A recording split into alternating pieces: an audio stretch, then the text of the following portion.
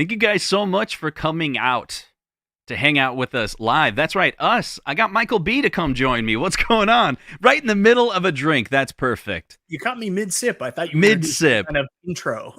No intro. Hop right in. So, those in the chat that are here with us live, say hello. I'd love to hear from you. JJ, he says I need to do a better job informing the audience of when I'll be doing live streams. Okay, so I want to tell you something, Mike. And I know in the chat, I've said this a few times. I normally would have a comeback for JJ, like something sarcastic. But similar to how people may want to stop swearing, they have like a swear jar. I'm trying not to be sarcastic. It's like, I think it's actually not me. I think it's a bad attribute of mine. Self-defense mechanism. Yes. And I think I've done it so much that I can name, but I won't name their names. I've hurt 2 people from it. One person's no longer my friend, and the other one, just other things happened. And there's a time where sarcasm goes too far. Yes. So, JJ, you're right. I should do a better job letting people know when I stream. I will make an excuse. It was a last-minute thing this time, but also there's many times that I go stream randomly. So in the title, we talked about where is Fox. Fox should be streaming around now, but he canceled tonight's show because he didn't feel good. Wait, crap. It's like a swear. Oh, my God. Wow. Fox is an amazing person. And yeah, he's under the weather. So he decided to skip this week, which is the name of his podcast. And I don't think that's what happened. Are you being sarcastic, or are you? No, I'm serious. I don't think that's what happened. Fox bought an arcade yesterday and said, I'm going to celebrate. And now he's super hungover, and he's too hungover to do his show. That is what he told us. So Yeah. let's go with that. Let's go with that. Yes, I'm talking about Ralph. When that is, my sarcasm drove our friendship away. Absolutely. I said some extremely hurtful things that I wish I didn't say. And yeah, and I'm making Mike very uncomfortable right now. No, I'm cool. I don't care. That's your problem, not mine. Yeah. Yeah, so, hey, we're going to talk about fun stuff tonight. Yep. Since I have Mike here, we got to talk about pinball just for a little bit. Oh, yeah. I agree with that. Yeah. Okay, so, man, like, I want to make a video on, I think I'm going to do it, like, whatever. If you guys dislike me making pinball content, then just wait another video. I feel like it this way. I don't make a lot of content, so I'm just making more content, but I want to make a review on my Foo Fighters. Like, and for a beginner to pinball, be like, this is how to play the game. Like, this is like a very, like, go out to a pinball arcade and try the game. I think it might be the #1 game of all time. Well, I think you're wrong, but it'd be interesting to see your opinion. Yeah, like, I really want to tell Patrick he shouldn't buy Venom. Because I also want to do a review of Venom and be like, here's the reason why it's not as good as Godzilla and Foo Fighters. And I think it's objective, not subjective. Like, you could love the IP or dislike the IP, but there's some features of the pinball machine you'll be missing. I guess that could be an opinion. You can. It's a very different game. I don't know if you watch Cool Toy or not, but I thought Cool Toy did a pretty good video on it. And he talked about he really liked it, but he felt that it was too similar to his Mandalorian table, like a lot of fan shots. He felt that it had the same flow, same kind of gameplay. Obviously, the speed's a little bit different with those new drop targets, but it played a lot like Mandalorian, so he wasn't in a hurry to get it because he felt it was very similar. And Mandalorian's another table Brian Eddy designed as well. Right. So yeah. It's crazy. I'll just give you a quick. I haven't wrote the script for the video, but here's what I think about Foo Fighters. It is much like your Attack from Mars type of game. Mm-hmm. So when you put it on that level, you're like, oh, Attack from Mars. Yeah, there's a single target that your kind of goal to get to. You go to cities. There's an alien battle, but it's actually way more than Attack from Mars. And Attack from Mars is a classic game that many people love. Foo Fighters is, I don't want to say hard, but there's shots that take a while to get used to. If you're great at pinball, you're probably going to get right into it, no problem. I'm still learning. No, I think I know the objective of the game. So you don't go for the tiles to be able to unlock the mode to go to a city. To do that, you hit the white flashing lights, and you get ramps or you get some combos, and boom, you can go to the van. So you spell van by hitting the white targets, which is a little different. And then the tiles and the modular that's behind it is the way to, it's like you're getting extra band equipment or music equipment, upgrades to your van, which makes the boss battles like easier because you'll get longer time or it'll be easier to defeat that. And I can defeat one of the cities every time I play it, but I can't get a second city in. I can't really get above 100 million on Foo Fighters, and it's really upsetting me. See, I can't comment. I haven't had a chance to play it yet. I'm looking forward. 30 days. We're going to be in Cleveland. 30-ish. So I'm very excited to play Foo Fighters for the first time and see what you guys are talking about. It was very interesting. The other night, you and B both put in there that you said Foo Fighters greater than Godzilla. And I was like, well, you're building this up to be some game. One of the big things about Godzilla, which I really like, is I'll admit I'm still like super pinball novice. I have no idea what I'm doing. I'm still learning. Right. But the great thing about Godzilla is it's one of those games that for beginners, a lot of value, a lot of entertainment. It's exciting. It's not overly hard, but there's still enough there to keep you bringing back when you get better and for masterful players, right? So that to me is what's so compelling about Godzilla. So I'm really excited. There's a couple games I really want to play. I really want to play Bond. I know you're a pretty big fan of Bond, and people are saying now with the new code and everything in place, people are saying this is going to be a sneak like top 10 pinball table. Yeah, it's really frustrating me. I watched this video by this guy who owns an arcade, which I'm like, oh, finally. Like, if anyone's in the chat and knows content creators that own arcades and makes videos, I want to know about that creator because I don't see that very often. So here's this guy does a video and he's in his own arcade and then he starts explaining which pinball machines pay him the most. I'm like, yes. So and he's like Deadpool's like last place. And Bond's pretty high. And like Rush, no one plays Rush. Nobody plays Rush. I'm like, okay, this is interesting.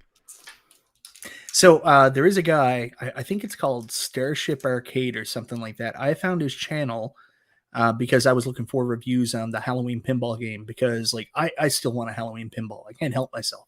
Yeah, I know it's the exact same game as Ultraman. It's just the theme. Everything speaks to me. So, anyways, I found this guy, Starship Arcade. Starship Arcade? Okay. I'm writing this down. So, anyways, he did a Halloween pinball unboxing.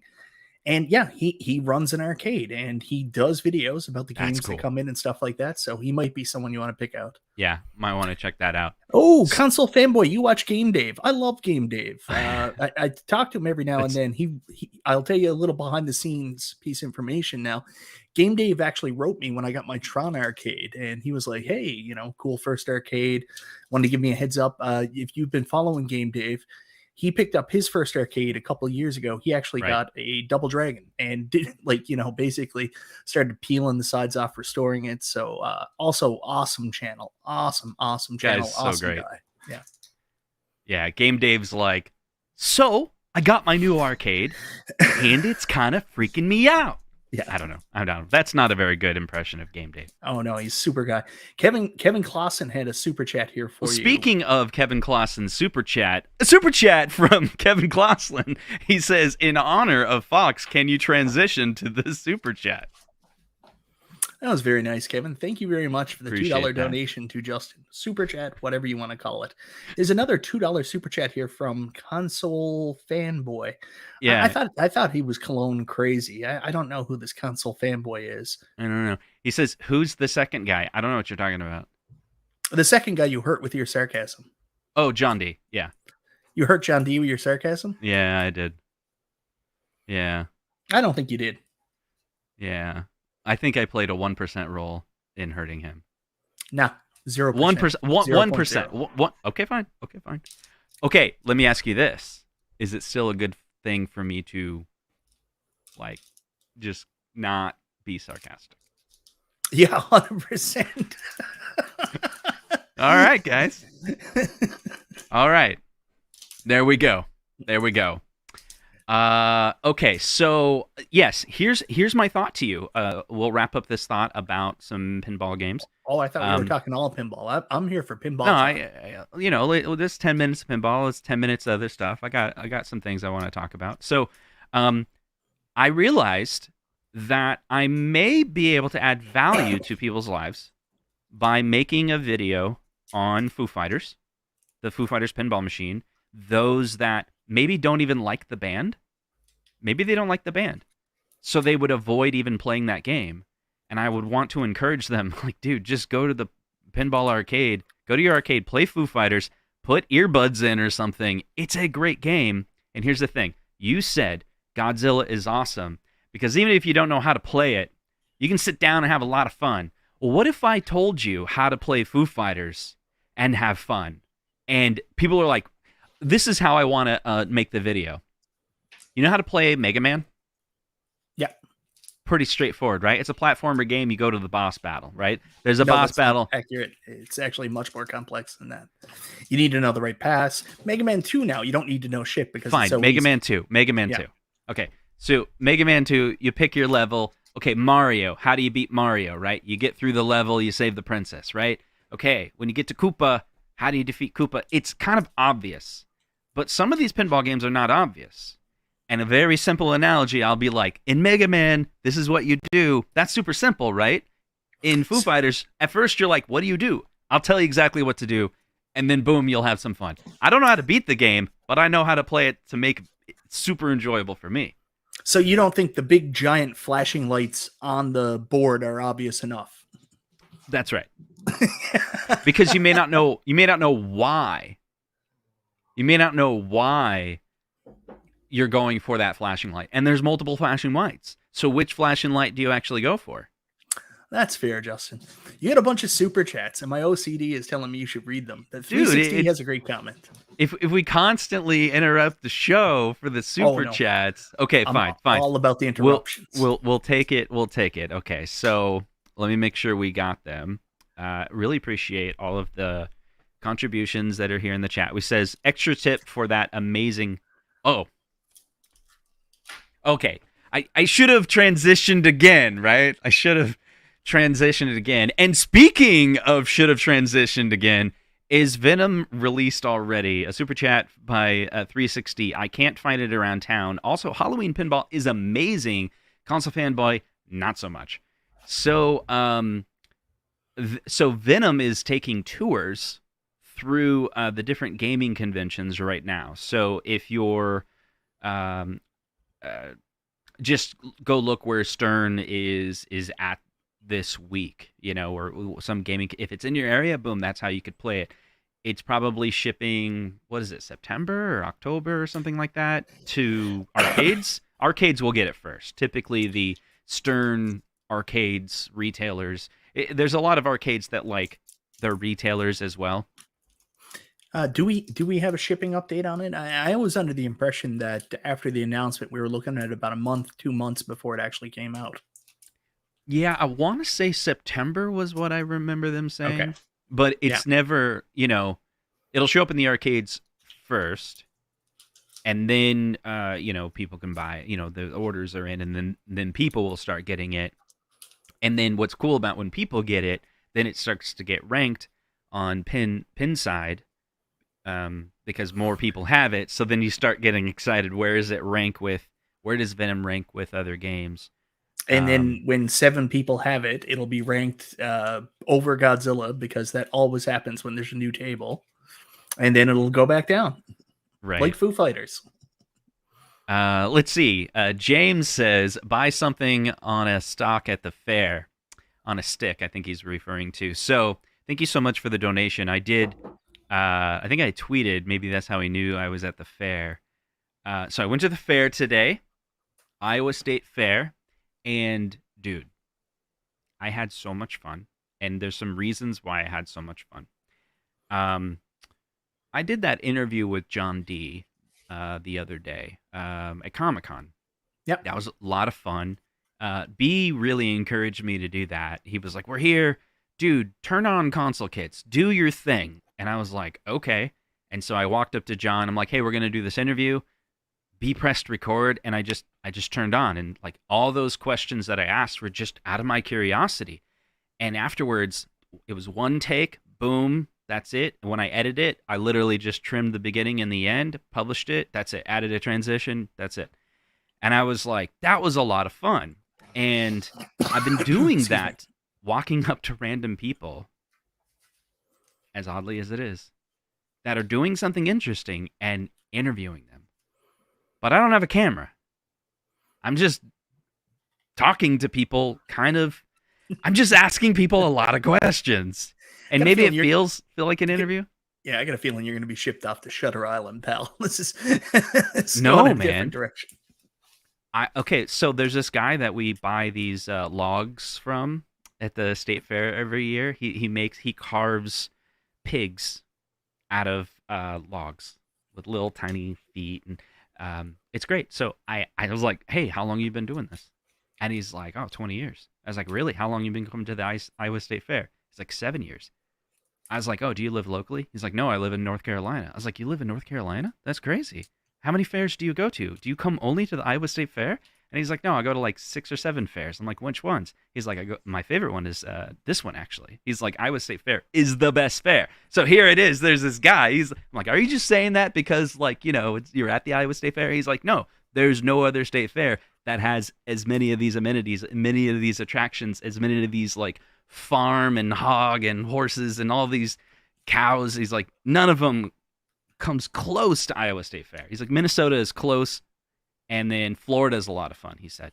But I was just like, wow, my wife's sitting here just like didn't know any of this information, loves this guy. We go to him every year. And she's like, did you just console kits him? Did you just like interview him like you do on YouTube? I was like, yeah, I did. She was like, that was awesome. That was like the first time my wife watched a video of mine, and I didn't even press record. Anyway, that's my quick. Why don't you do more stuff like that? Like, just take your camera out in the wild. Like, I'm serious now, and just do like Tom Green style interviews, because, well, I told you to stay away from the cringe stuff, so maybe not so much Tom Green style interviews, but like, you know, go interview people. I see. Like, that's something you're very good at and enjoyable. Be straight, just like without the sarcasm. Honestly, man, I will tell you right now, I watched that interview you did with John D, and I don't get jealous easily, but that was so well done. Like, the opportunity you guys had to go there, and like, you think about it, it was just B with like a cell phone. I don't even know if you guys had mics, but like, that was we had the DJI mics and then cell phone. That was really well done. It felt professional. Thanks, I thought it was great, and like, you could do more stuff like that. It's such easy content, but it's also awesome. Like, it's well done. Yeah. Good credit to B too. I'm moving the camera around. It wasn't just like fixated at you guys. So I thought it was really well done. More of that. Do more of that. I'll do more of that. Yeah. And speaking of doing more of that, super chat from Console Fanboy for $4.99. He says, I can't stand the Fox transition super chat. Can we all please be original and not copy off of other content creators, please? Be yourself. Thank you. Okay. No sarcasm. But it's funny. I love you because so it's become a thing, right? It's the transition is like it's a funny joke. what I find interesting, and I'm going to try to be fair here. Even if you're not copying somebody, and like you feel like you're making this crazy original content and stuff like that, subconsciously you might be copying other people. And anybody can go out and find examples of people doing the same thing somebody else is doing, and then saying it's copying. Are people copying Fox? I jokingly do it with my pinball money super chat thing because if you know this about me, what I do is if someone says something that bothers me or tries to attack me, eventually I'll just make a big joke of it because it's just so stupid, and I'll Yeah. try to make it very stupid. Like an example, very recently was a while ago. I had this like overflow area arcade in my basement, and it was in the kitchen to our basement because our basement used to be an income property. So I had an apartment down there. We've got rid of the apartment, but we've never tore out the kitchen. So there's just a kitchen out there. We use it for a little bit of extra storage for kitchen items. Mm-hmm. And I had the arcade games there. And Kristen Steps told everybody, she was like, Michael Burry's got a problem. Did you see he's got arcades in his kitchen? Like, there is stuff over there. So, of course, whenever I get an opportunity, I'll tell people Steps is viral. And she will tell everybody if you have arcade cabinets in your Continue kitchen. talking. This is what I do. I just make jokes of everything. Oh, no, don't put me full screen. So, anyways, the super chat stuff about the pinball money is another joke in the exact same capacity. It's just people made fun of me for getting super chats for pinball. People made fun of me for getting super chats all the time. So I'm just going with it. Same as people giving me shit about the mid-roll ads and the, what's the other one? The Ridge Wallet sponsorship and stuff like Oh, that. I see. I will own it. I will make fun of it. I will throw it in your face. That's how I deal with this stuff. Well, see, that's good. I think the way you handle that is fine. But going back to my sarcasm, I think sometimes my sarcasm can be, well, I don't really care if it's annoying, but if other people, there's two or three things. If another person mistakes and misunderstood, too many people have misunderstood my humor to the point where they were legitimately upset with me Yeah. or hurt by things I said. Yeah. And and I've come to that conclusion more recently that maybe I should just stop doing that. And the other thing is if I did something that maybe they're fine with my sarcasm, but that led to some other thing. Some other person misunderstood that person, which was repeating what I was saying. And then they got in trouble for what I did. Okay, I've gone way too far.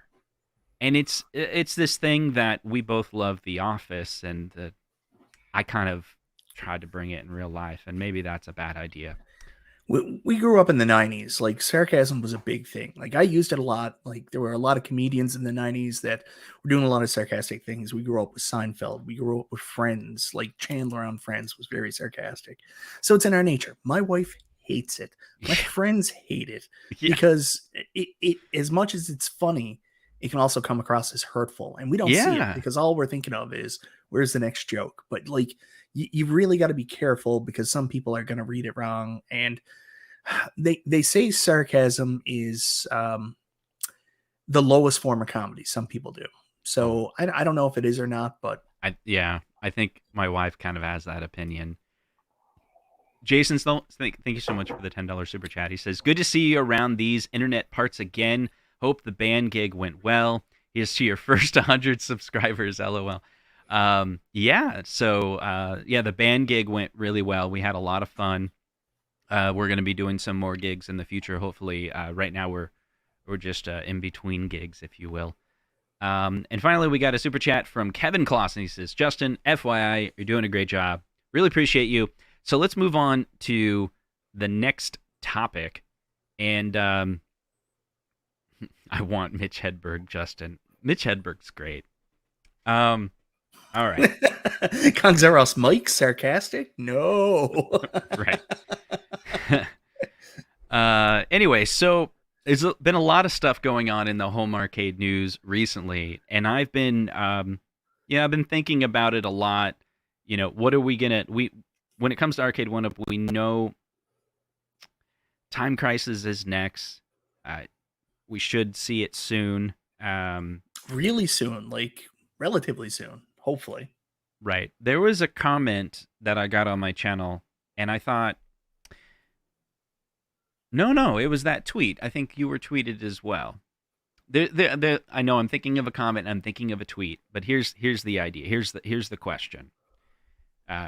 Where did Arcade1up go wrong? Oh, yeah, the RGT video again. Yeah. Right. And what do you think? I was kind of explaining it from in 2021, this was their kind of position. 2022, here we go, 2023. And then I don't really know what 2024 is going to bring. But this year, has been repeated many times, is the year of the safe bets, the year of let's just re-release exactly the same PCB. And I really think 100% that's Blitz, NVC2. They're like, don't make anything new unless it's perfect. Wait. 360 with an update. He says, update on pin date girl. So if you guys don't know, a couple of weeks ago, 360 explained to us that on this channel and Michael B's channel, it's kind of funny because we've talked about pinball together, and here we are again. He had a date, and the knowledge that was shared on many channels that he subscribes to that talks about pinball kind of helped him on that date. So he wanted to thank those of us that have helped him, evidently, with his relationship. Here's an update on that pinball date girl. She's my girlfriend now. She's super hot and amazing. So thank goodness for y'all and that pinball knowledge. That makes me smile. So there's some interesting comments out there now. Casino K review units have been sent out. Biggie D says, a little late with a review out there already. It's not really how it works. Arcade1up, if they were going to send out pre-production units, would have already been done. But I also think they're a little bit more knowledgeable than they have been in the past. This probably isn't the best community to send those review units out to. So if there were review units sent out of the Casino-cade, probably not even in our realm or in our purview, I don't think we would have seen it. They kept on saying, this isn't for you guys. You're not our market. So I would be surprised if they made it into this marker. I did see one earlier today, and I was going to watch it. I just didn't get time yet because I go to the cabins on the weekend, and it's very important for me we have this cabin like right next to my parents' cabin. So take my kids up so they can spend time with my parents and the family. So everything's off limits on the weekends in the summer, except for Friday nights. So I just got home, and I was going to do some stuff, and then Console Kits was like, hey guys, anybody around? And I was like, damn it. So that's why I'm here. But yeah, I saw one review. It's on All Things Arcade, the Facebook page. Marcus and I can't remember the name now off the top of my head, but they posted it. So I'm going to watch that later. There's at least one. So I'll be interested to see what people think of the Casino-cade. In terms of Time Crisis, I think there's a couple of review units out.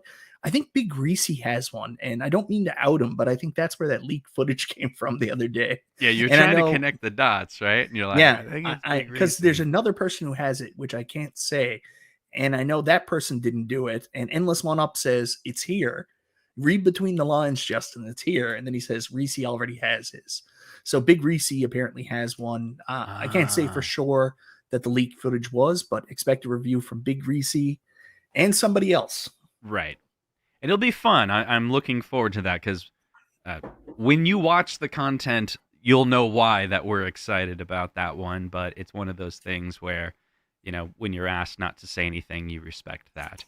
That is a product that I'm really excited about because when you go back to why is this year they're making safe bets, that is one way to look at it. Another way to look at it is MVC2 and Blitz might have hurt Arcade1up's reputation to the point where they were like, we really got to think twice about us, rushing out some products. So they're like, how do we make new? So here's the thing. The retailers are going to order more. And when they go to order more, they have an opportunity to tell the manufacturing process to change it and make it better or make it more efficient. I think that's this year. The deluxe cabinets are their cost reduction version of the cabinet. I think that's a streamlined way to ship it and manufacture it at a better price point, at a better margin. In that tweet, the person was saying, I think his name was Matt. He was like, I can't afford 649, and I was like, nothing's 649 anymore. Like, remember when it was 750? I mean, this year was the year of 499. Like, that's them getting the point. Now, we may argue that we want new titles. Where's the titles? Where's the titles? But remember when we begged for titles last time, and they gave us MVC2 and Blitz? Again, just like Travis said, I totally agree with him. The Blitz cabinet is fantastic. The problem with the Blitz, probably the biggest problem with Blitz, was that they made way too many. We had heard that they had assumed Blitz would be as big as NBA Jam. And when you look at it, you're like, I mean, you go to your average person that's at an arcade, one that maybe doesn't visit one very often, and you say, you want to play some NBA Jam? They'll be like, yeah, I love that game. You want to play some Blitz? Less people will know what that title is. We all know what it is, of course. But literally, I've talked to many people. I bring up NBA Jam. I was talking to this guy. He's older than me. We were talking about video games, the history of video games, whatever. And I was like, remember this game? I was like, Centipede, Millipede. He was with me the whole way. He's talking about all the Atari titles that he loves. I said, Dig Dug? He's like, what game? I'm like, dude, you just knew all the other games.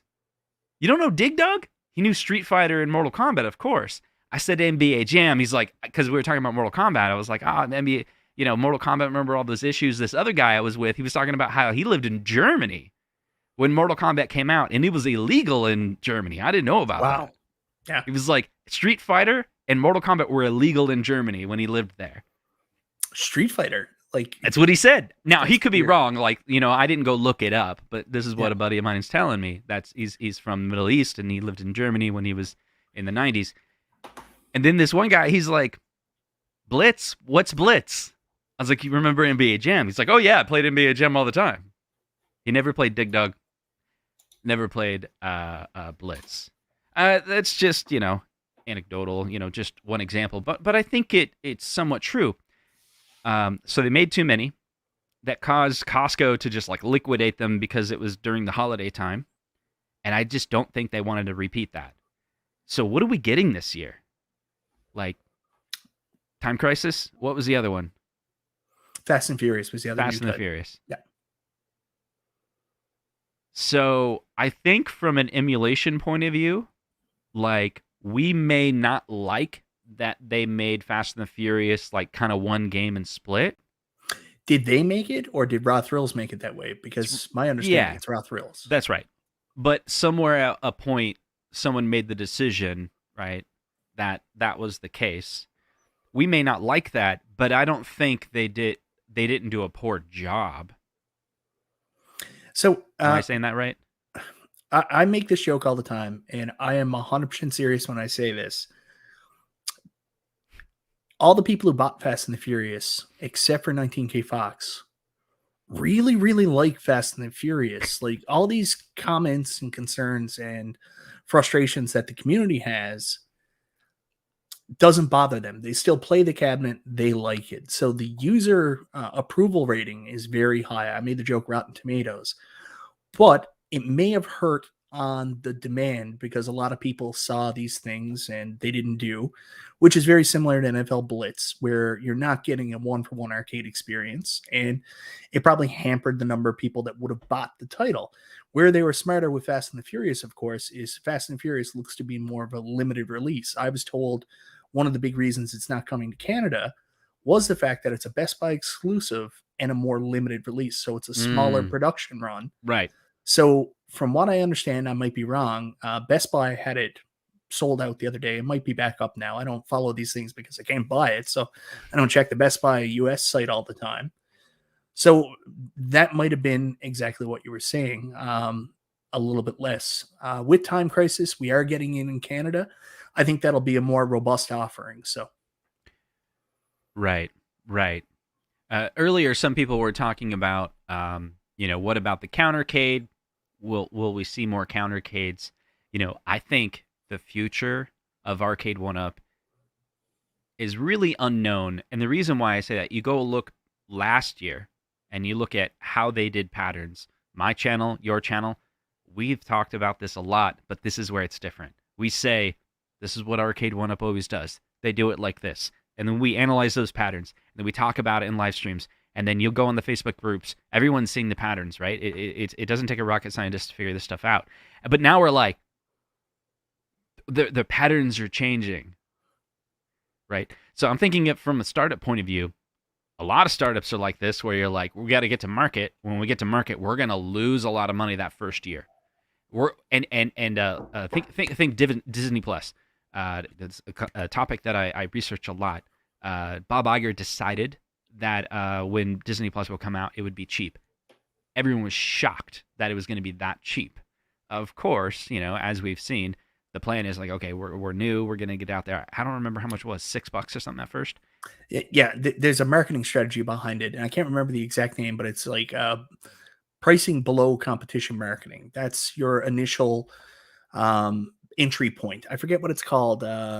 Segment entry point, I think it's called. I could be 100% wrong, but you choose how you're going to do it. So there's a bunch of models. One is prestige pricing. You price yourself above because you're offering a quality product. But if you're trying to get into an established market and create an impact, you price below your competitors intentionally. So that's what Disney Plus did. Right. And that may be what Arcade1up was planning on doing. Maybe they were aware that AtGames had an offering coming out. I don't know. But they have that $2.99 price point. And if you look at it, maybe it makes sense to do it the way they did it, where they're like, okay, there's no riser, back when, or if you wanted to buy it, that was separate, or actually that was an idea. The point is it's small, it's like down on the ground, really low, but it's $2.99. I mean, that was probably their target price. And then as the company started realizing what they were doing, they were like, oh, we're going to do the pricing model where we're just going to keep pricing every year. It's just going to go way up. That's what it looked like. And maybe that was their plan. Maybe that was reaction to COVID. I don't know. But we got to the point where it was like $7.50 for your average cab that came out. Your Trons, your X-Men's, your Simpsons, all floated around that area. And then all of a sudden, we're back to $4.99. What happened? And that strategy didn't work, because any other company, if you compare it to other products, when they do that thing where they go up every year in price, they finally find that part where they hit the ceiling, and then they stay there. Yeah. But Arcade1up did this thing where they went up and they're like, whoa, whoa, whoa, whoa. Okay. Well, I think one of the things Arcade1up missed on from a business standpoint is in the video game realm. It might be different in the toy realm and other consumer realms, but in the video game realm, video gamers don't deal well with massive price increases. Like if you look from console to console generation, even then you won't see massive price spikes between like what the PlayStation 3 first came out for compared to what the PlayStation 4 first came out for. So much so that these consoles know they've got to come out with a low introductory price and be a loss leader. So when Arcade1up was moving from that $3.99 price point to that $4.99 price point, which was the goal in year 4, that was the goal. I was a little bit concerned about that, because I was like, that might be too steep a jump unless you have some quality and some real, appeal to back it up. But then due to the goddamn economy, and as much as people shit on Arcade1up for like the increase in prices, and I might seem like a defender in this place, like everything has gone up so much. Like I'll give you an example, like takeout since the pandemic. Before the pandemic, you get a coupon here, and this is Canadian prices, but you could get 2 can dine for $11.99 at Burger King, which is 2 plain Whopper meals, fries, and a drink. I took my dad about 2 weeks ago. This is the span of 4 years, 3.5, 4 years. It's moved from $11.99 for 2 can dine all the way up to $17.49 for 2 can dine. Yeah. Unheard of. The cost of fast food has jumped up that much. That's true. So like everything has jumped up. So I think their plan was to jump up to $4.99. And as much as people might want to say, well, melamine, cheap buttons, blah, blah, blah. Right. I think their price and the way that it works still pushed them to go up to a price point that was maybe a little too much outside where the demand was for their fan base and for the people that would normally buy these. So I think $3.99 was the sweet spot. $4.99 would be pushing it. That's where the elasticity comes in. Right. But $5.99 was outside that range, and I think they lost a lot of people when they made that jump. Right. So we got a couple things that are narrowing down that we're talking about. It's like, hopefully they've capped that price at that. We're basically seeing $4.99 for a deluxe, $5.99 for a specialty cabinet. Basically, probably Time Crisis will be $5.99 because it's like it's a deluxe, but it has the gun. So we got to tax you like another $100 for that. Hopefully the XL becomes that specialty price as well to say, look, you want to get a deluxe, $4.99. You want an XL of Pac-Man, $5.99, because that's what the leak from Costco was saying, that the Pac-Man XL would be priced at $5.99. That would be amazing.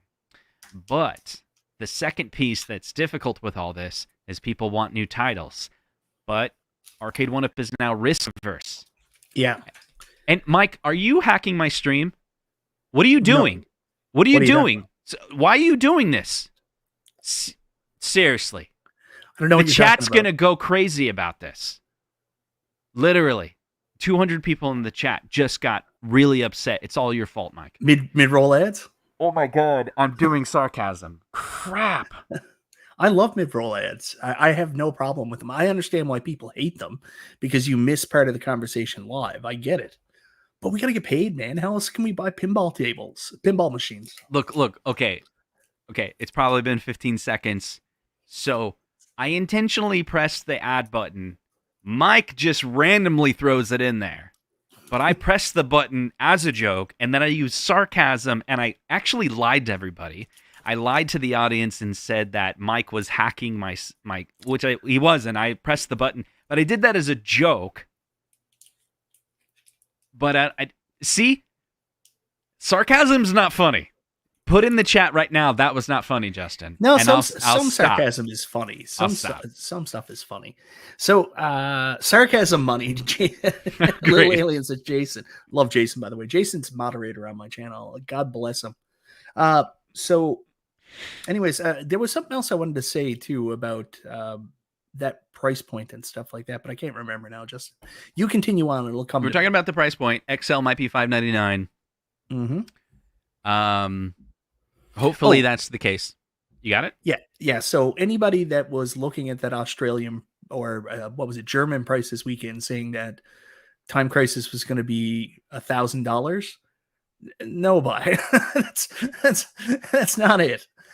Time Crisis is not going to be $1,000. Unfortunately, in Europe, there's this thing called VATs plus extra shipping and stuff like that. So their price, especially people in Australia, know this. That price point is highly inflated by the time the cabs get there, and it's out of everybody's control. I mean, it just works. So I don't expect that we're going to get $1,000 Time Crisis cab. I think that it's either going to be $5.99, $6.99, somewhere in that range. That's what you're looking at. So anybody being concerned about like, where am I going to find $1,000 to get Time Crisis? You don't have to be concerned. If you only want to spend $5.99, like Paul Minderman says, you might be a little bit concerned, because I do think this is going to come in above those specialty cabs. Like NBA Jam was just $649, right? So maybe $649 would be the price point. And for the people that were upset that was $649, that has less to do with the in the vault thing and more to do with the fact that the 4-player cabs are always more expensive. So, right. Yes, I do think that's the case. So hopefully that will continue. If the price stabilizes for this next year, that will be good. But also that comment from Twitter, the person was saying a number of games, Matt was saying he's looking forward to House of the Dead. And so I sit there and I'm like, okay, let's table House of the Dead for a second. We'll come back to that. The other title was Mortal Kombat 4. I wanted to be like, you're not going to get Mortal Kombat 4 anytime soon. And here's why. The risk adverse. It's an emulation that Midway hasn't done yet. It's on a chipset. It would require a chipset that Arcade1up won't buy. Well, the new Rock board, they could possibly buy. You think so? But they're going to need the combination of the emulation for that MK4 system, which MK4 cannot be ran on the same emulator as Mortal Kombat 1, 2, and 3. Yeah, that's true. So it's a different system. which they would have released it probably with all the other MKs if it were developed the same way. If it was economically viable, because I'm sure there's models here. And what people don't understand is they'll look at the iArcade and say, how come Arcade1up can't sell their cabs for the same price as iArcade and add the same quality? Or they'll look at the AtGames Legends Ultimate and say, why can't Arcade1up do this? The big difference with those brands is one of those cabs has very, very high licensing fees that they're paying to make sure you guys get the good games. The other two companies are like, we can just put straight garbage on these and people will buy them.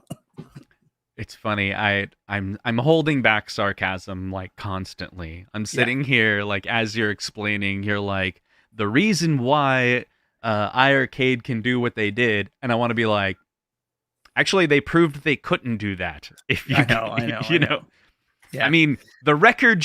Could I show you Exhibit A to prove that model actually doesn't work? So, like, here's the thing: like, all of us are sitting on the outside, sitting on the sidelines, and we don't know. We don't know how much all this stuff costs. But, like, I mean, when you're talking about you're bringing in a license, and like, I was told that a license for Mortal Kombat. I worked with somebody with one of the other developers, one of the other publishers, and when worked, I mean, collaborated, gave them some advice and stuff, not worked for them. I didn't collect a paycheck. But I was brought in a conversation about possibly bringing Mortal Kombat to one of the competing brands. And I was told like it was like $1 million deal to get the license to Mortal Kombat. And the company decided not to do that because they just couldn't figure out how to justify the expense over their user base. So like Arcade1up has to do the exact same calculation. Like, say, for example, they're going to bring in, what's a big title everybody wants right now? House of the Dead. So House of the Dead from Sega, you've got about a $500,000 licensing fee, and then you've got to do the emulation. I don't know if there's a commercial emulator out there right now. Commercial, keep in mind, you just can't stick like one of the free ones on there. Commercially emulator out there that runs the Sega, what is that, Model 2? I'm not sure what House of the Dead is. So you got to get a commercial emulator that runs it. Plus, then you've got to invest in a new chipset. As much as we say, oh man, why can't they do new buttons? Why can't they do this? That's the Monday morning quarterback in all of us. Like, it makes sense to us, but I don't know how their budgets work, how they can justify doing it. Like, maybe they did Marvel versus Capcom 2 and they said, we're going to do this year after year after year. That's how they justified the license. But if it has a bad run, like you said, from the risk component, all that cost for the licensing has to be amortized in the one project as opposed to over 5 projects. So, right. That's where there's benefits. Okay. All right. Keep in mind, guys. Okay. I'm trying to be better and, with the sarcasm, right? But I can't be cold turkey, right? We got to do this slow. So here's my plan. You just got to let it out, do you? I'm going to let it out, but I'm going to start with can't let it build up. You got to let it out. I'm going to, just for now, okay. Here's the deal. I'm sorry for what I'm about to say. Please don't take it seriously.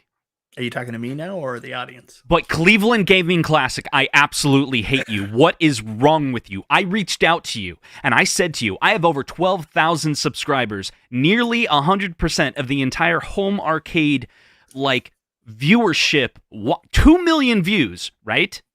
Like, nearly 100% home arcade content. And you won't let me be a celebrity at Cleveland Gaming Classic? I couldn't be a part of your Twitter marketing? No. Seriously. That's really. Oh, now you're laughing about it. You party in my face now. I invited hundreds of people to come to your dumb show. And nothing. Not even a response. Treated me like I was a nobody, which I am. What are you doing, man? I don't know. What's wrong with you? I started with I'm sorry, okay? Sometimes I start sentences and I don't even know what I'm going to say. Okay, I got it out. I don't really mean the things I said, but it was fun to me. It was funny. Like, I told you about this mic, right? No one's laughing, but I am. In my head, I'm like, that's funny.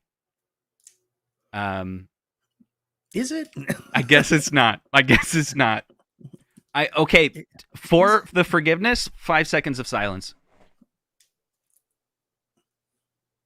That's how sorry I am. Content creators can't have silence. Oh, yes, we can. You know what one of my favorite things to do is? Tell people I'm going to put a poll in the chat and then take 7 minutes trying to type it out. All right. I think I just saw a ghost. Holy shit. Either that or my wife ran through. I don't know. I've been watching the Insidious movies and everything's wrong in my world now. Maybe that's yeah. Okay. Anyway, Jim Packers fan says, "Hey everyone, love the show. For the record, I don't mind ads." Wow, that's amazing. Not a sports guy, are you? Okay. Not a sports guy. Jim Pacers fan. The Pacers, the Indiana Pacers from basketball. Did I say Packers? Oh, it's Pacers? Yeah, said Packers. Okay. Well, I can't read. So, the Jan Man, I got that right? Console Kits and Mike for the win.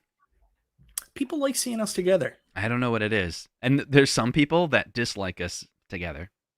Some people that just dislike everything. I don't know what's wrong with them. Hate the world. That's another thing. It's not necessarily sarcasm. Sometimes I just say the truth uncomfortably, and I should stop doing that.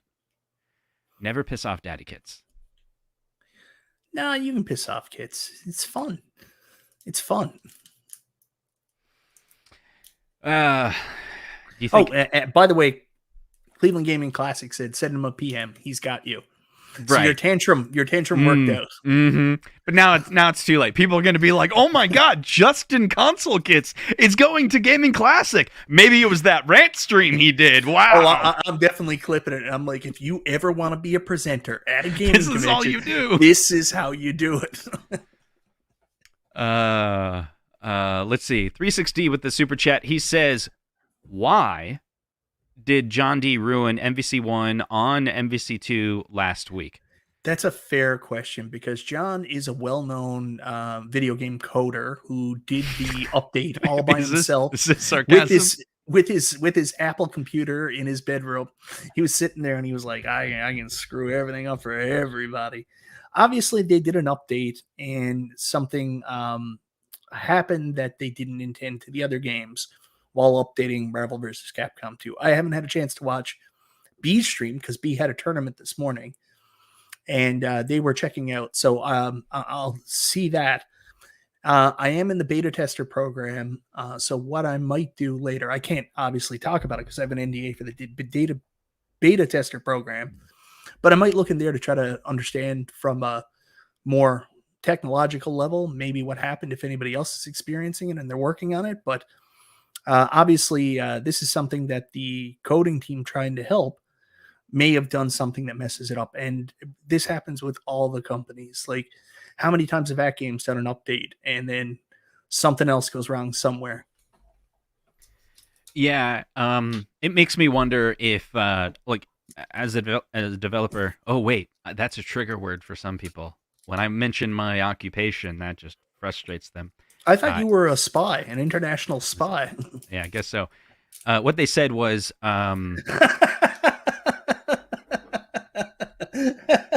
There we go. Thank you. Super chat from Cleveland Gaming Classic. Please email all complaints to Michael B. That's directly. Right. Yep. Directly. That's right. Okay. Yes. Right. So, let's say you're coding. It's pretty obvious, right? Let's say you have a website that has two different pages. You go fix one, you broke the other. Obviously, these two separate things share something. So it's like sometimes when you're scaling code that's like managing something very big, it can start to become brittle. Because if you have so much code that's shared between completely different separate things, a developer will go in to modify a function they don't realize it's used in like 5 places. And then QA only tests the new thing. They're like, hey, I just fixed MVC2. So QA tests MVC2, but didn't realize the patch was something that actually would affect MVC1. And they didn't catch that. So unfortunately, customers caught that. I don't know if that's what happened, but I would guess that would happen. Our buddy P-Dubs, he stirred up a little bit of controversy this morning, saying that Really? there is a new commercial company getting into the home arcade space. Told everybody to be really excited. So I think CyberStyles brought it up. A couple of people are mentioning it. Console Fanboy wants to know as well.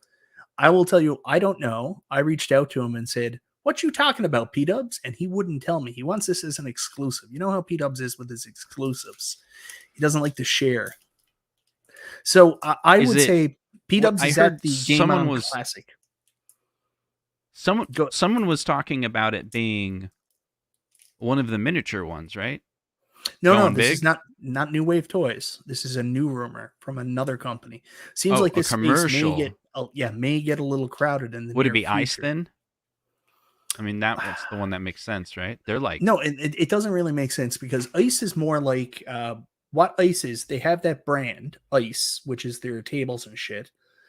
But everything else they do, they're kind of like a seller. You know what I mean? Kind of like flipping out. So like they'll sell the home versions and stuff like that. They only really make like their bouncy ball and their I see hockey tables. So I can't see it being Ice. So I don't know who it's going to be. He kind of caught me off guard, but I would say a good place to start. Pardon? Raw Thrills themselves? I can't see Raw Thrills doing it. I mean, Raw Thrills, they got enough on their hands right now. I mean, this past year, a lot of people don't know this. Raw Thrills completely flipped their business on the side and made a pinball table.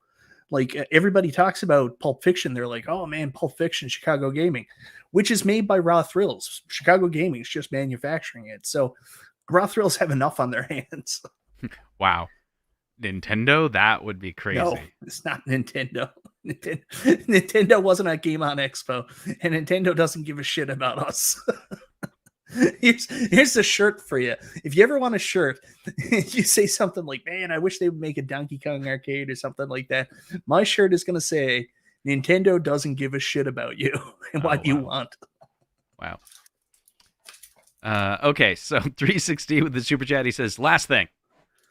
MK1 Smoke's gameplay is highly mobile and rushdown AF. Don't watch the combat cask, Mike. You'll freak out. Thank you very much for the heads up. I'm trying to avoid spoilers and trailers for the new MK1 game, Mortal Kombat 1 game, because I legit don't want to see this. They're just like, you know what the best way to advertise the game is? Show all the fatalities.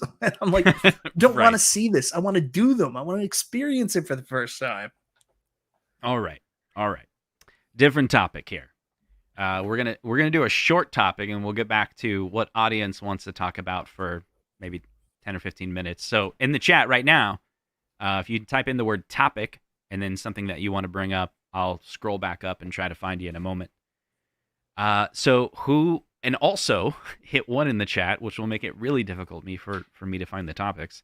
If you guys saw the Ahsoka trailer, you guys see that? Okay, so August, it's like 10 days from now. The new Star Wars Ahsoka show is going to be available.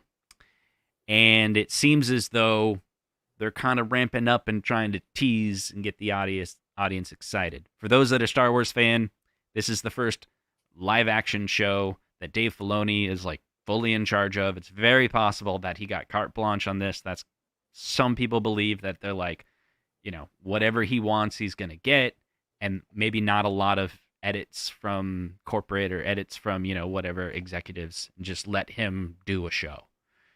Who knows? But the trailer looks pretty awesome. And the thing that's getting people excited, that got me excited, is the narration is Anakin.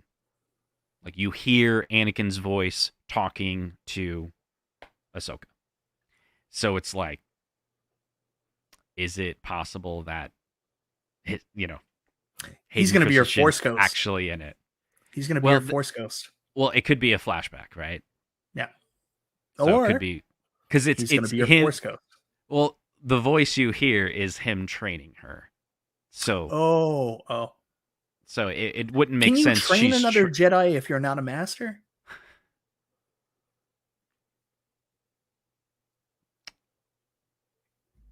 Okay. I see what you're saying. I don't get it. Maybe he was training her on the side. I'm sure. I mean, I didn't watch all of the Clone Wars, so I've got to go back and watch that too, because people are saying they're canon now, and I'm like, guys, I wanted 3 goddamn movies. That was it. 3 movies. You gone done messed it up. Right. All right. A few people reached out to me excited about that, and if Fox wasn't sick, I would be like, dude, we gonna do the show thing? That was a fun. We did that. Maybe you're too busy now with your arcade buy-in every weekend. I get it. Oh yeah, he's got mad with that. Like, Fox has so many real arcades. I think he's a compulsive arcade buyer, and he's filling the gap that Arcade1up has left him this year with real arcades. Do you think so? I mean, it's not like us. It's not like we found something else to buy. Fox, you slave to commercialism. Yeah. So it's funny. I've rearranged my room now. Oh wait, I wonder if I could pull this up. I think I can. I want to doing a stream right now, and the view that I have just right over this eye,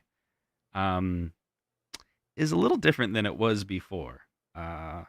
It's cool. It's pretty cool. The last time I was streaming, I was like, wow, I don't know. That looks kind of cool. I like it. Let me show it to you real quick. I think I can log in on my phone. So I do want to bring this up. Console Fanboy says, imagine how many rats he has running around. So I don't know why he's fixated on this. I've seen him post a couple times on social media about this.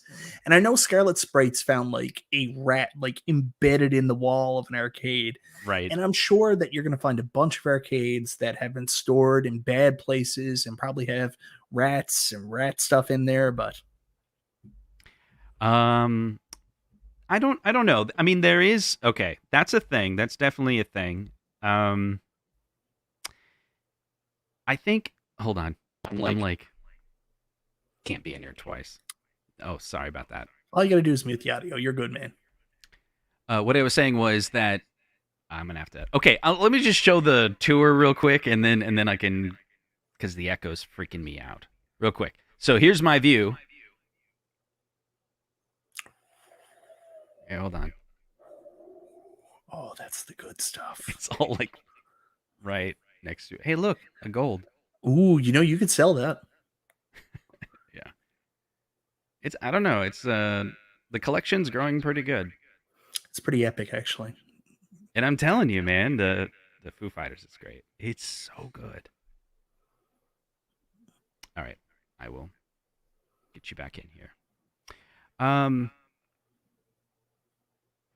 Okay, so Zohar, and talking about rats in an arcade. So it's interesting because let me go back. NES modding, I did that for a while, and every now and then I would do refurbishing of a Nintendo console. You would open it up, looks great on the inside, and the other times you would get a ton of soda. Like if it was the what is it? The old NES, the toaster, the front loader. That people would put like a Dr. Pepper on it, and it would spill and go inside. So you got to clean up all of that. And a lot of times, pretty robust. You can get them working again, even if someone spilled soda inside. But sometimes you go in there and they would just be bugs. You could tell it was a smoker's home, and it was just filled with so much dirt. And you have to get in there and really clean it. Arcades are interesting because it's that potentially times 10, right? So it's like the Star Wars machine was at least 10 years at the last arcade, and it must have been at 3 or 4 arcades. Fox and I know this because when we opened it up and we were like cleaning it up, there was so many variety of tokens in it, but it was dirty on the inside. Like no rats, but yeah, like the cleanliness of some arcades can really bother people that don't like dirt. And I think Console Fanboy is one of those persons that likes clean, likes things real pristine clean. Now, I recently bought, this is a weird thing. I did a live stream where I'm going to ignore it for a minute. Console Fanboy's a Sith. Only a Sith deals in absolutes. He's a Sith. Yeah, it does the absolutes thing. So one of the last auctions that we had in Des Moines, I was there. JG Brunick showed up. Ant was there as well. He's a local guy. He's really awesome. He's in the stream from time to time. He was there, and we're watching the auction, and there's all of these machines that are brand new. And those of that watch that show know I was really upset about that. Brand new machines, LCDs. Yeah, JT was there. One of the things that upset me about that is they were going for like $1,200, $1,300, $1,600. These machines, although brand new, were going for around the same price in my area as the vintage versions. And I'm like, why is everyone spending that much money on it? Well, then I was on Captain's Auction and saw a class of 1981, brand new, for $500. And I bought it. Because I was like, wait a second, that would go for $1,500 here. Or I could definitely get $500 out of it. And I get to play with it. So, and then I bought a Robotron as well because, and then I sat there and I was like, wait a second. It's a brand new full-size arcade for $500. We spend $500 on an Arcade1up. Those are basically reproduction units. They're brand new versions of an old machine. It doesn't have rats because it's brand new. The graphics on it are brand new. I justified that all very quickly and was like, okay, I'm going to do it. So those come this week. And I'm excited about that. The Robotron, I bought it basically just to upset you, Mike. Is it working?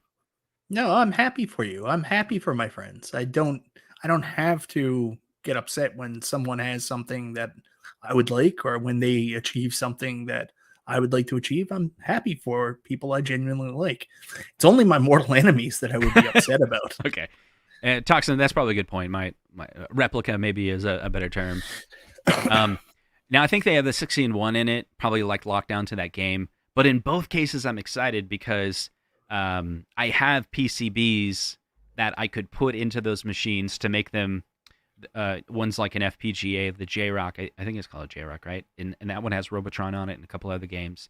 I have to do some modifications to it, but I got them for a good price, and they're newer. I wouldn't say brand new because it's not new in box or anything like that, but it's an interesting purchase.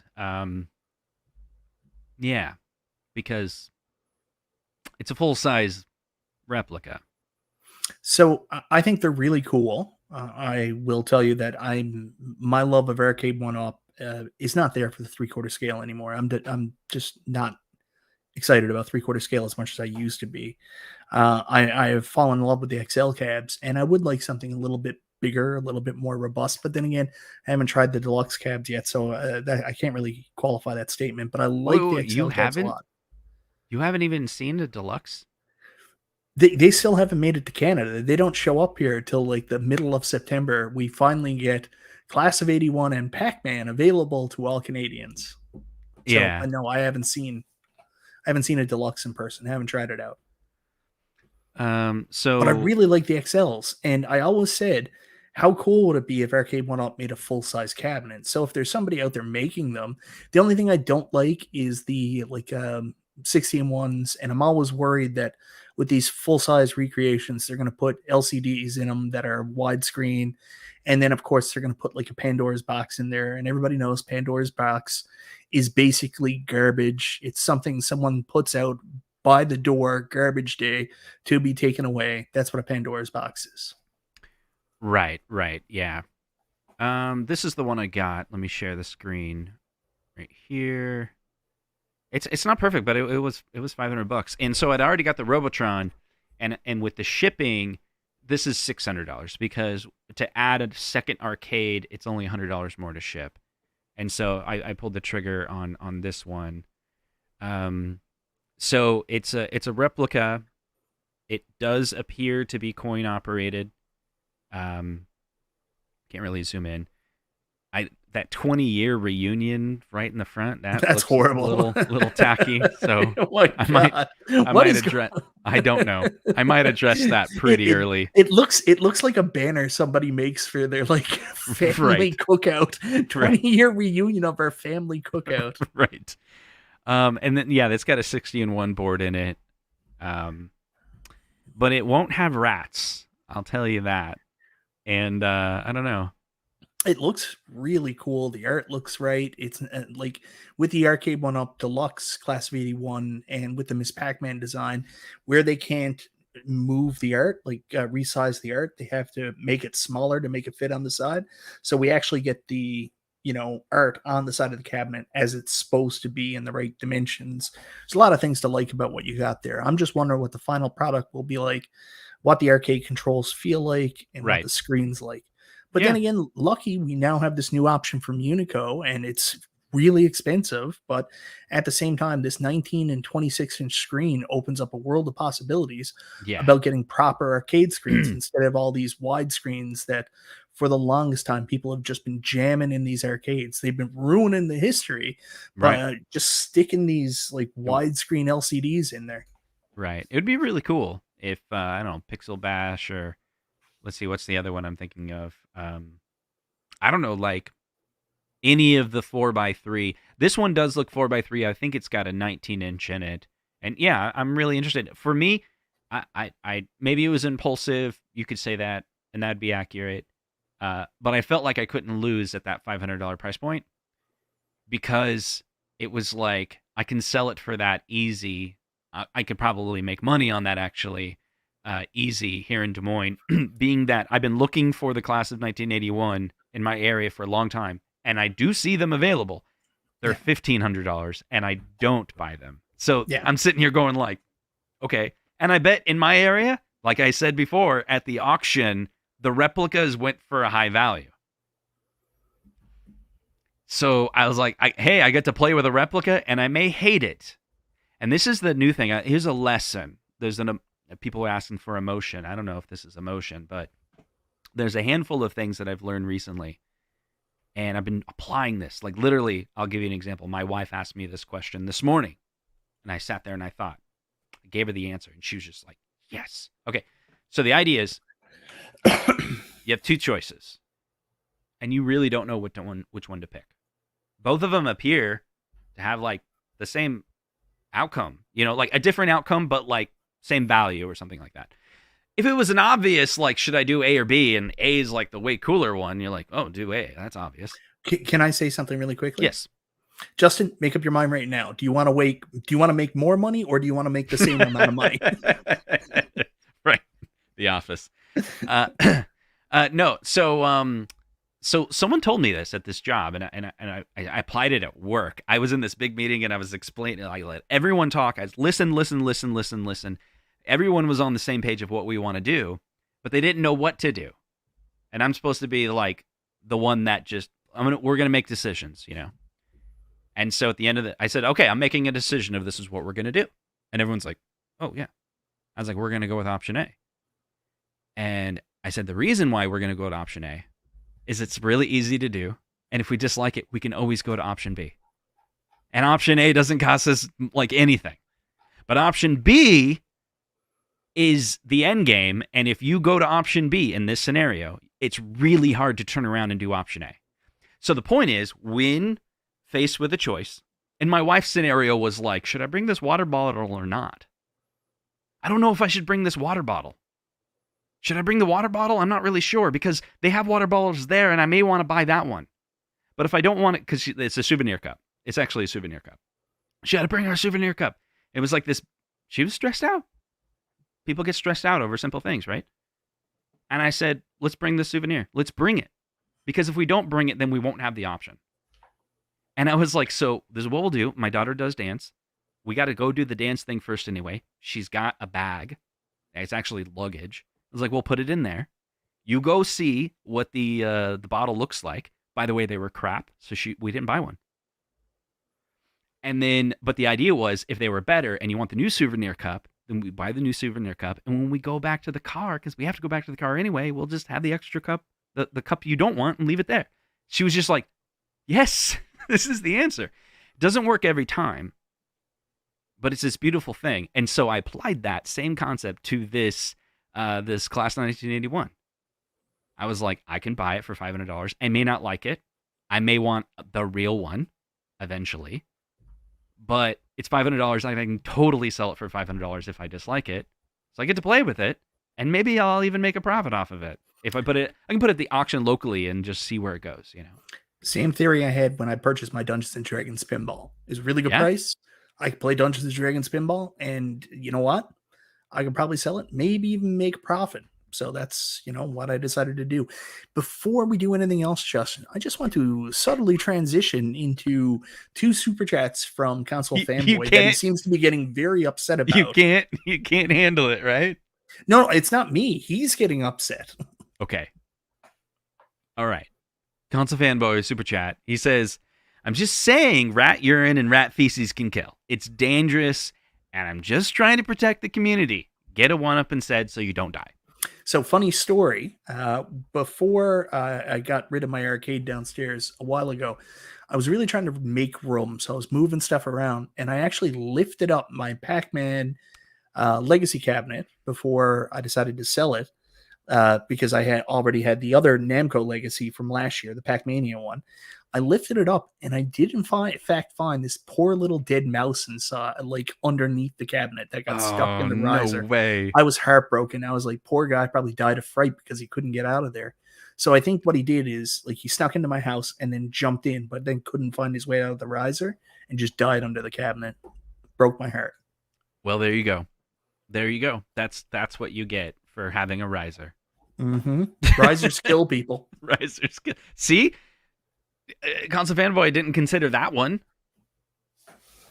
Okay, all right. So I promised we would talk about. He's got another topics. super chat. You got it. Don't care.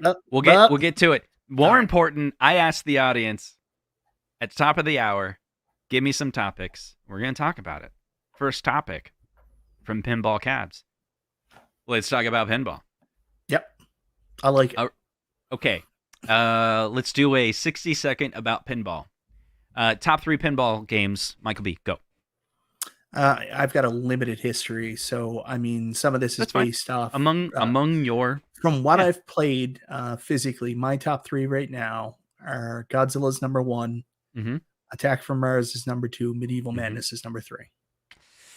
Same list except for Exchange Godzilla for Foo Fighters.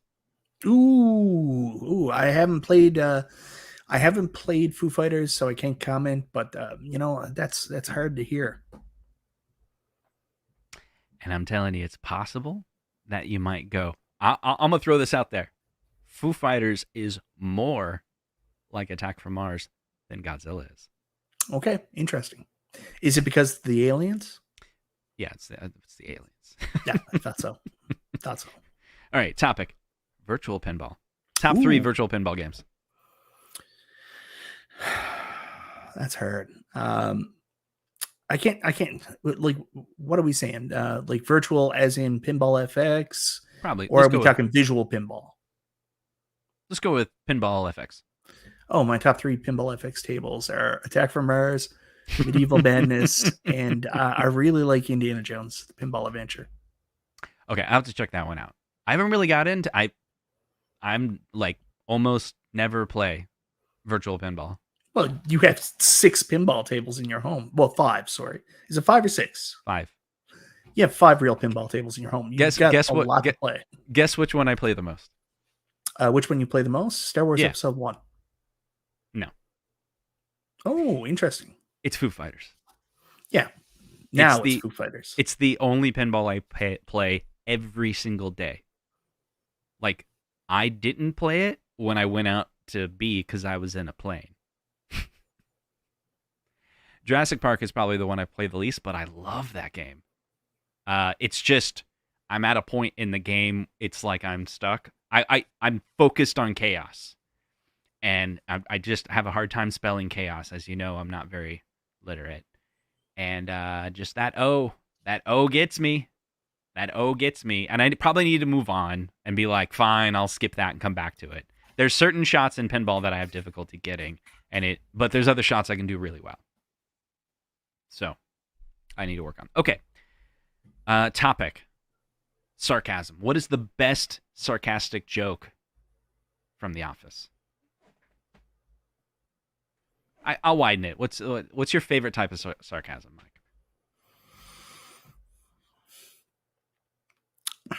I don't know. I can't answer that. Have you ever seen the movie Army of Darkness? With Bruce Campbell. Yeah, I've never seen it. So anyway, sarcasm's pretty big in that one. Probably my favorite moment of all time. And I can't swear on your show, so I won't. But even though you have 50 million times already. Yeah, even though I have 50 million times. My favorite thing in the entire world, and I've done this in public a couple times too. It's just like when he comes up out of the pit after he kills the first deadite, and everybody's like, "Whoa," and he's like, yeah. And then he goes up to the third or fourth person, and he's like, yeah, get the F out of my face. Like it's I don't know if it's sarcasm or not. I just love it. It's like, yeah. It, like saying hello to people, and then he finally gets tired. He's like, yeah, get the F out of my face.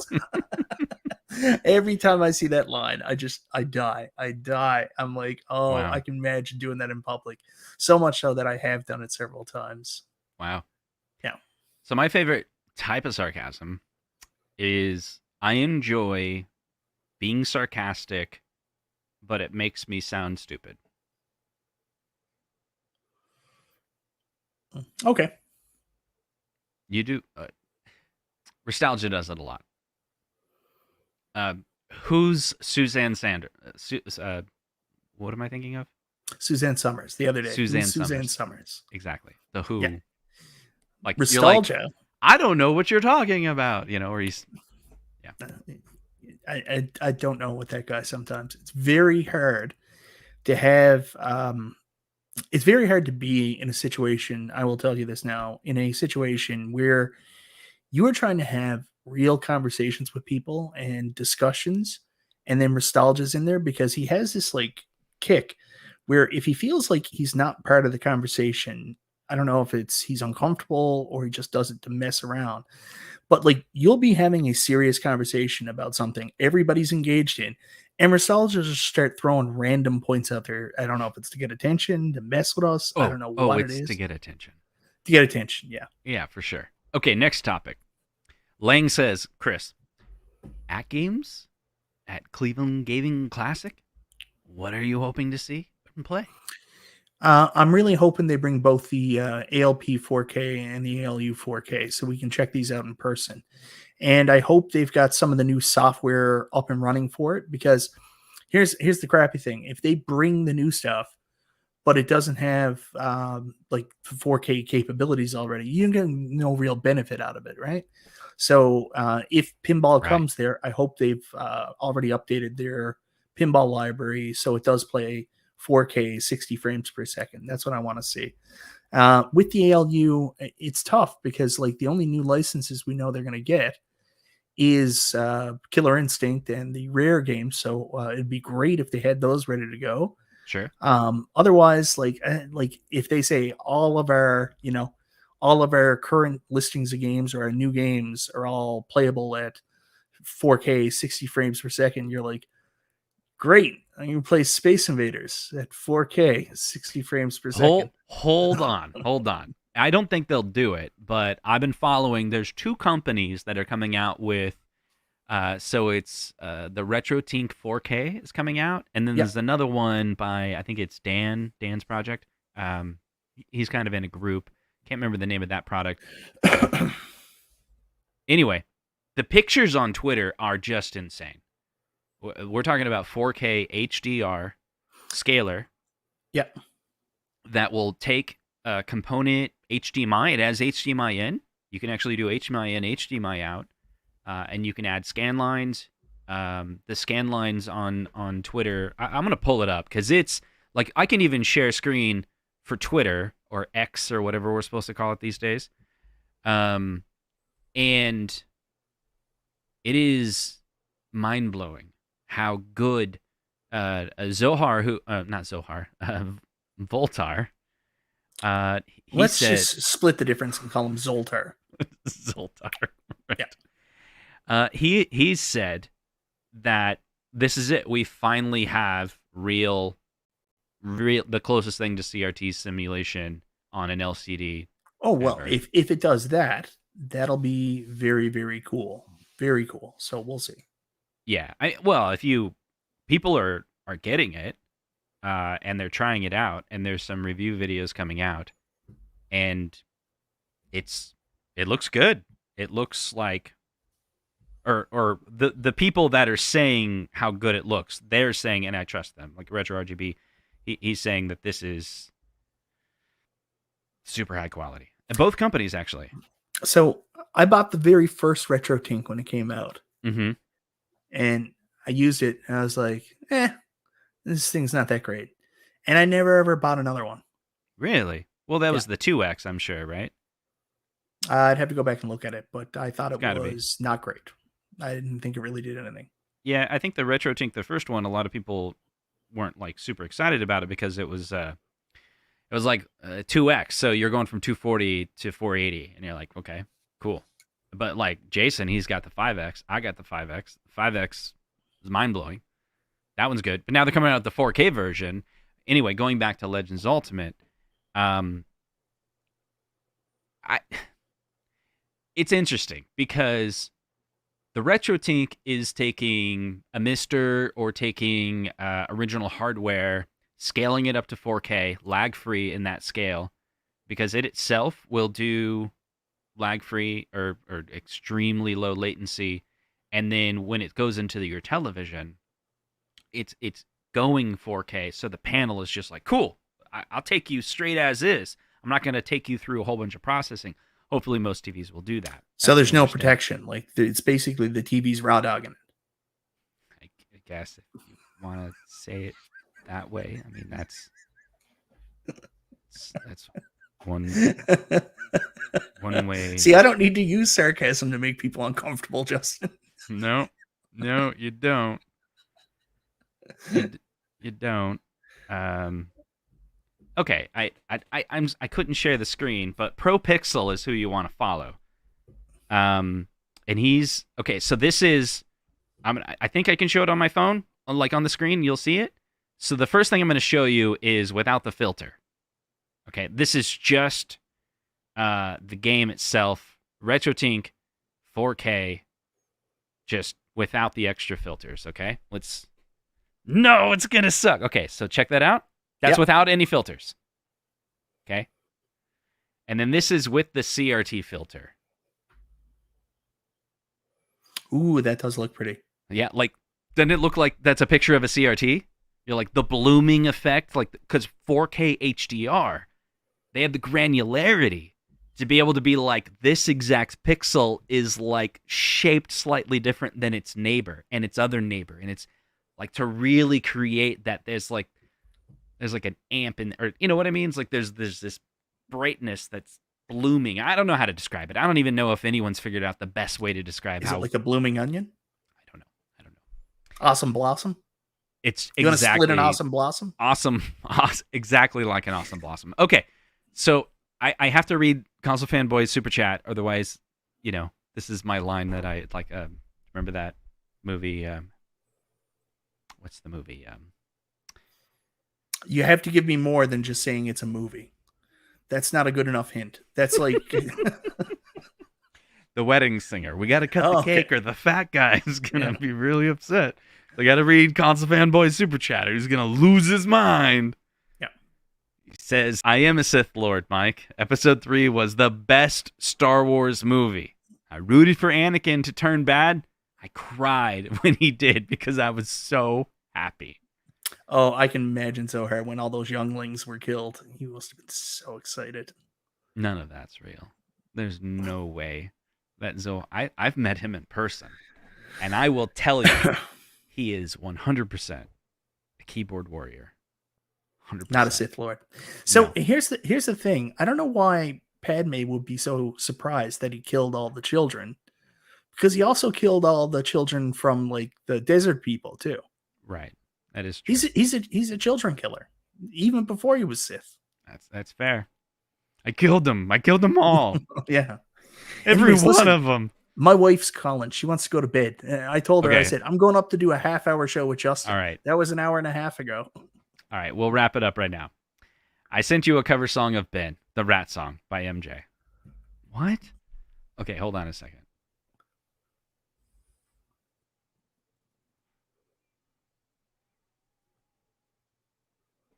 Wait, can you hear? You can't hear that, can you? Yeah, it's perfect. That's an awesome song. Everybody can hear it. Are you being sarcastic? No. What did you hear? Describe what you heard. It kind of went like this. Oh, baby, Zohar here. There's rats in an arcade. Whatever. I'm switching. Okay, don't speak for a second, Mike, because otherwise there'll be an echo. Okay. All right. Tell me you can hear this, or just give me the thumbs up in a second.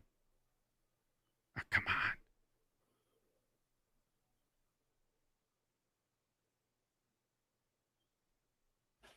Still can't hear it?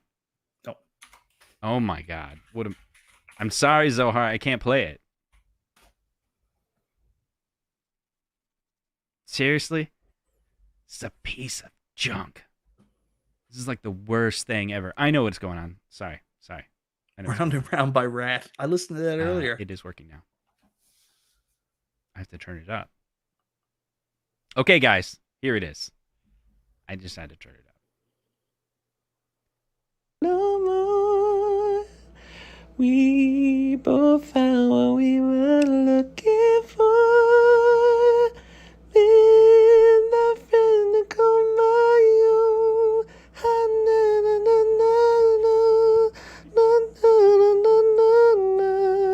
You got a friend in me. Got a friend in me. You've got a friend in me. What song is that? What is he? You can talk now, Mike. I'm so unsettled by that. There's a duplication of my voice now. Echo. Oh, sorry. Hold on. Now I got to turn that down. Okay.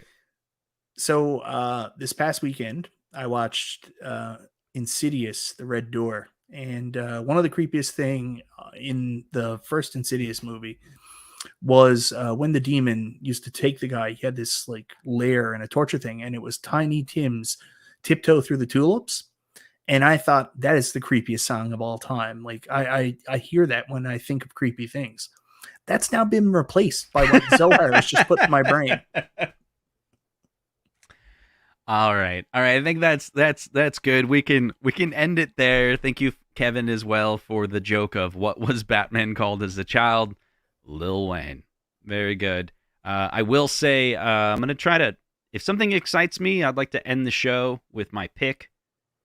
Podcasts do that. They're like, "What's the pick of the week?" My pick of the week is "Father and Son" by Cat Stevens. Is a song that I've just been listening to over and over. Been learning how to play it. Been singing along to it.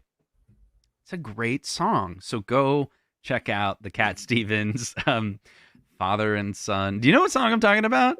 No, but I gotta tell a story now before I go. What? So I wasn't always the nice guy I currently am, and I don't even know if I'm really that nice. But I remember when I was a roguish 19-year-old, after I did my summer like camp counselor experience at this place called Camp Winterdew. On the way home, we went and visited friends in Nova Scotia before we came home, and I met up with other friends there. And one night we just went out to like a local pub to go have a couple drinks while we were on vacation, and it was karaoke night. Mm-hmm. So we were really excited. We had a couple drinks and karaoke came on. And maybe I learned that night, when someone's singing karaoke, you shouldn't run up on the stage because this guy was performing to Cats in the Cradle, not the Ugly Kid Joe version, the original. Who did the original Cats in the Cradle? I don't know. Anyways, he was Someone singing. in the chat will say. See, he was singing Cats in the Cradle. So, of course, he's there singing away, and I'm like, we love that song. So me and my friend Dave rushed up on stage and started singing with him. 2 girls came up and joined us, and the guy got off the stage and went and cried. And I was like, afterwards, I was like, hey, buddy, what's your problem? And he was like, I was singing that song for my dad. He died recently. And I was like, oh, I'm sorry. So now I don't rush up on stage and jump in when people are singing karaoke songs. All right. You know the song. I'm ruining it. This was at the end of Guardians of the Galaxy Volume 2, wasn't it? Right. Yeah, Guardians song. What a great scene. So like, it started to make me cry. I was thinking about, Star-Lord just sitting there. Love the song. Did you first hear this also on your Zune? On the Zune? Yeah. I never had a Zune. I didn't either. Yeah. So I also can play guitar. I know one song. It's 3 Blind Mice, but man, I beat the shit out of that song. You have no idea. I tried to learn how to play guitar. What I ran into problems with was strumming. I don't have the rhythm for strumming, and it's something that I struggled with. I could transition my chords fairly well, just could not keep the beat for the strumming, and I unfortunately gave up on it pretty quick after I failed at that, because my the guy who was teaching me was like, well, if you don't get the rhythm, you're not going to get the rhythm. It's just like gave up on me. So I was like, I guess I don't play guitar. Wow. And yet you haven't given up on pinball. Hey, listen. Well, actually, you do have a better score at me than Godzilla. I'm still working on that. I played today, and I only got 130. Yeah, it's one of those fun things where I played the other night, and I was having a great game, and just stuff goes to hell. Like, I don't know how to nudge. I still don't know how to nudge. So that's one of my biggest downfalls is, like, I'll just get, like, a really bad bump where the ball goes over to the side drains, and I just don't catch it in time. And that's what's really hampering me right now is my inability to nudge. If I can figure that out, I think I can beat B's score. I'm learning how to play differently because before everything was all about trying to get that Godzilla multi-ball and getting it right at the right time to tie it into a battle. But I watched some videos last week and people are saying, just go into the battles, just go into the battles, keep building up your multiplayer for destruction, go from town to town. And I was like, you know what? Screw it. I'm going to start playing this differently. So that's what I've been trying to do all last week. Yeah. Today, when I played Godzilla, Zohar wants to redeem himself. Jeez, but no, Mike's got to go. soon. I gotta go. My wife wrote me, and she used her naughty word for me. That's the really bad one with an O at the end of it, and that's what she calls. Okay, me. This is what we're gonna do. Everyone in the chat, press 1 right now. In your head, you're just gonna imagine that console fanboy is a great singer. Okay? I'll tell you what. No. I have to exit. You continue. Play Zohar's song. I don't want to rob the world of that magic. Okay. Please don't make me a magic killer. Fine, I'll leave. Fine. You guys Thank you, Mike. We'll do this Zohar thing. Yes. All right. And also the overdrive, the overdrive post in Foo Fighters is amazing. Almost every other game when I drain on the left side, right? The ball flows over there. I'm like, oh wait, this game doesn't have the post. That's right, because it's not Foo Fighters. Okay, let me I switched over to this. Should just take a second. Once I get some knobs, this would be much better.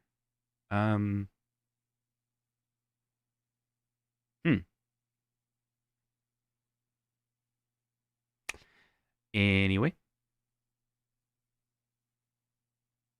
Nope, I can't hear it. Sorry, Zohar, this is harder. I see, it's these knobs. Got it. No more. We both found what we were looking for. Oh wait, this is the previous one. Sorry, that was the previous one. Okay, yes, it was the previous one. Yes. I'm so sorry. It was the previous one. Previous one. Okay. Let me gotta refresh this real quick. Okay, it's 12 seconds, guys. Stick around for it. Hey, can you play this song? Wake up! We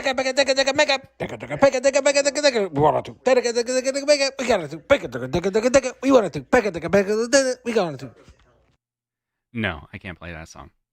Thank you so much for the super chat. It says, Gaming for God, $4.99. He says, I personally want to understand to obsession. I personally want to understand to obsession with the new Stern machines versus the classics like Attack from Mars or Medieval Madness, which ones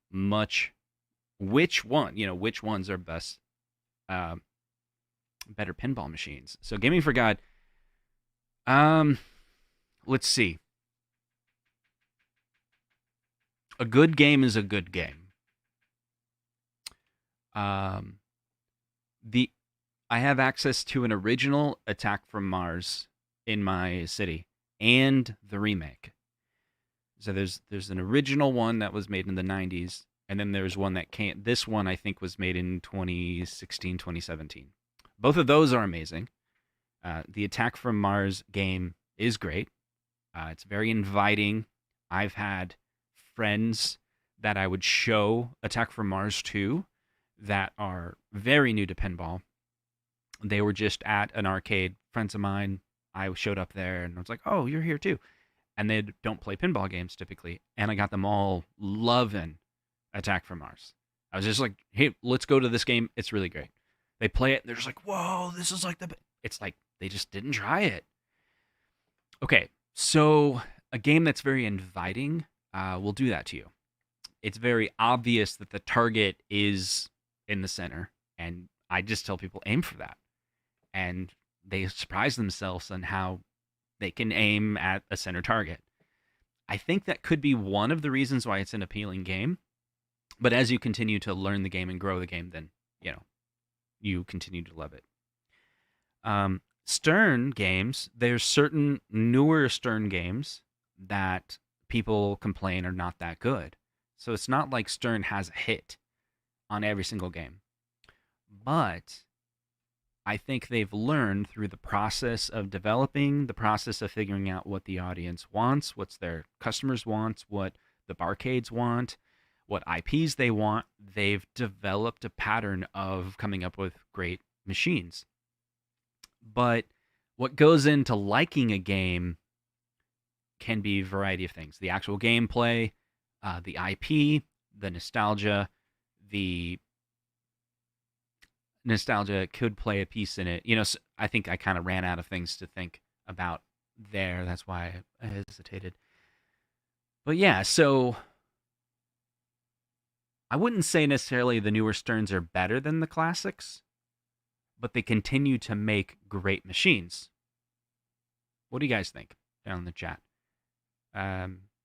If you go play these modern Sterns that have a 16:9 screen in the center, having that nice, display and all the cinema scenes like show up, like really good quality. That's pretty cool. And they just didn't have that back in the day. And I think when they started coming out with it, that was a little controversial. You're like, the game looks different and everything like that. Everyone's used to it now. And when you go into like Pinside, you see these forums of people that they just own a ton of Sterns, and it's because Stern has not the greatest reputation. Like I have the Jurassic Park and the Godzilla, and I can tell the quality is better on the Jurassic Park when it comes to like the physical wood and it's not like they have like a completely crap machine now, but it's like this Jurassic Park, which is just a few years earlier, just seems a little bit more solid. But that doesn't mean the Godzilla is not great. And the artwork on these machines are fantastic. They're pieces of art. Yeah, they keep the pinball alive. So here's the thing: if you're into pinball, you're not into pinball, go play these machines. Go to pinballmap.com, look in your local area, find which arcade has a variety of these new machines. Try out some of these games. Like Godzilla is a great one to play. Foo Fighters, even if you don't like the band, go try it out. It's great. It's a great game. The game is great. Jurassic Park is another good one. there's remakes that you can find of Chicago Gaming Company has done Medieval Madness. That one's amazing. Attack from Mars is amazing. Cactus Canyon is amazing. Those are all remakes of older titles that were so good they remade them, and they're probably going to remake more in the next few years. Yeah, try them out. Enjoy them. And I'm going to try to make some videos. I don't have the ability to. It's not like I'm turning into a pinball channel. I don't have the knowledge. I don't have the history. I don't have the stories. I don't have any of that. But one thing I do have that I do want to do is make a video on the Foo Fighters, because I play it every day, and I've played it every day since I've bought it. And I'm not amazing at it, but I have stuff to say about it that I think other people would watch, and I'm sure a handful of people, at least a handful of people, will be like, wow, I didn't know that about the game. I went and tried it, and I got way further in the game than I did before. And I was like, I think I can bring that to a handful of people. And if I get a handful of people thanking me that I gave them, you know, an exciting time because they went with their kids to play pinball and they played Foo Fighters and kind of never really got into pinball, but now they're really liking it, I'll be happy. I'll be happy. Anyway, thank you guys so much for hanging out for this live stream with Michael B. and Zohar's craziness, whatever, with him singing. I don't know what that was. You're going to have to redeem yourself by doing a song or something, Zohar, on your own channel. Thank you guys so much. We'll see you guys next week for another topics, another hangout, and see you soon.